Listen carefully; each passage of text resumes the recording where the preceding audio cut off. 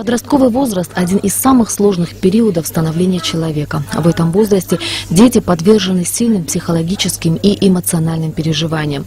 Уже не ребенок, но еще не взрослый человек, не всегда гармонично и безболезненно входит во взрослую жизнь. В этот момент подростка подстерегает немало опасностей. На сегодняшний день на учете отдела по делам несовершеннолетних по республике состоит 74 подростка. 4 несовершеннолетних отбывают наказание в местах лишения свободы.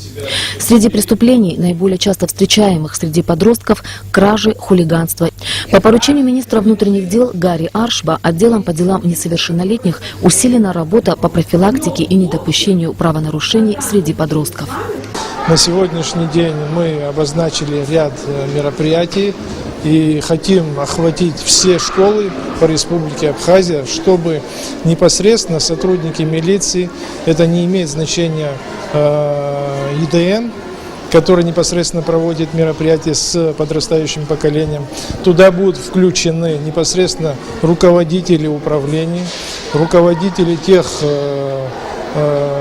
организаций, где непосредственно находятся эти школы. Даже будем подключать администрации районов.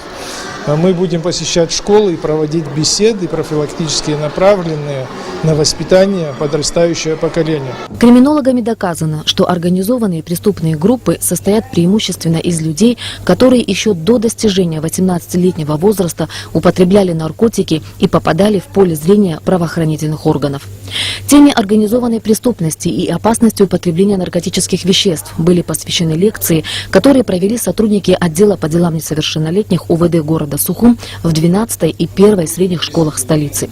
Ученикам 9 и 11 классов рассказали о недопустимости употребления наркотиков, о вреде употребления табачных изделий. Им объясняли, какое уголовное наказание предусмотрено за хранение и сбыт наркотиков. Сообщили также об административной ответственности за потребление наркотических веществ. Мы проводим лекции на разные темы, касающиеся наркомании, борьбы с наркотиками, также дорожно-транспортные происшествия, пресечение преступлений, правонарушения. Мы читаем лекции в разных классах.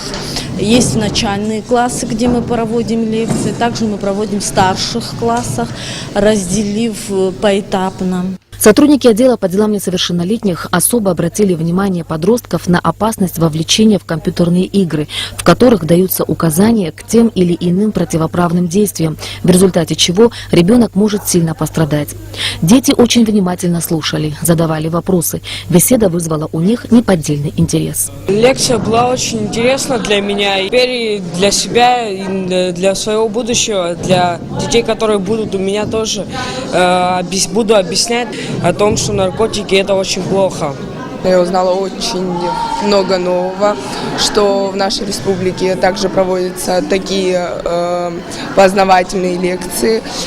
Мне кажется, что такие лекции даже очень хорошо проводить в каждой школе. Это не так один раз, а по несколько раз, потому что ученики это осваивают, они понимают, что так делать неправильно, как надо делать в дальнейшем, чтобы потом не сесть в тюрьму и неблагополучно прожить свою оставшуюся жизнь.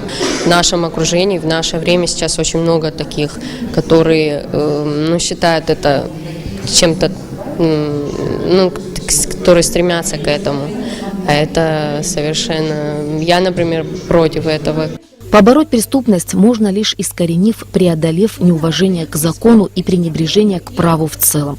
Проблема с наркоманией может быть решена только если к борьбе с этим злом будут привлечены все слои населения. Ведь усилия сотрудников правоохранительных органов и учителей, объясняющих детям на уроках и таких беседах вред и опасность употребления наркотиков, оказываются напрасными, если они не подкрепляются действиями и примерами в обществе в целом.